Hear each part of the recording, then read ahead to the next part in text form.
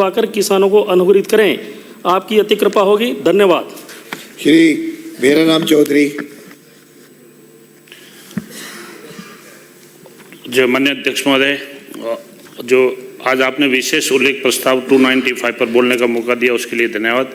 मैं राजस्थान विधानसभा प्रक्रिया एवं कार्य संचालन नियम जो है 295 के अंतर्गत विशेष उल्लेख का प्रस्ताव नेशनल श्योर के आधार पर ऋण पात्रता पुनः बहाल कर उनके सक्रिय किसानों और उनके उत्तराधिकारियों को सह ऋण व स्वतंत्रता जो है पात्रता प्रदान करने के संबंध में, ये जैसे पश्चिमी राजस्थान के अधिकांश कृषि भूमि पुश्तैनी है और राजस्व अभिलेखों में भले ही जमाबंदी में परिवार के मुखिया के नाम दर्ज है, परंतु उत्तराधिकारियों के कानूनों के अनुसार उस भूमि पर सभी वैधानिक जो है उत्तराधिकारियों का समान अधिकार है और संयुक्त खातेदारी में प्रत्येक हिस्सेदार को अविभाजित किंतु उनकी वैधानिक हिस्सा माना जाता है, वही नोशनल जो है शेयर कहलाता है।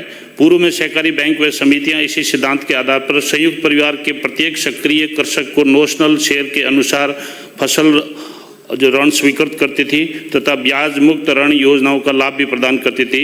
इससे वास्तविक खेती करने वाले सभी सदस्यों को वित्तीय संबल मिलता था, लेकिन वर्तमान में ये व्यवस्था केवल जमाबंदी धारक को ही ऋण पात्र माना जा रहा है, जो परिणाम स्वरूप पुश्तैनी भूमि में खेती करने वाले अन्य उत्तराधिकारियों को सहकारी ऋण और आपका ब्याज मुक्त फसल ऋण के लाभ से वंचित हो रहे हैं। इससे युवा कृषकों में निराशा है, संयुक्त परिवार में आर्थिक असंतुलन हो रहा है और कृषि निवेश में कमी जैसी समस्याएं उत्पन्न हो रही है।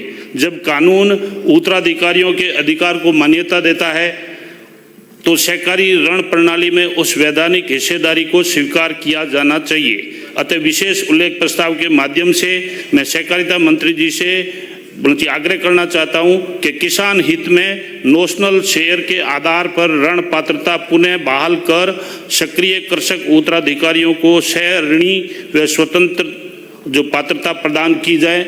आपका धन्यवाद। श्री हंसराज मीणा।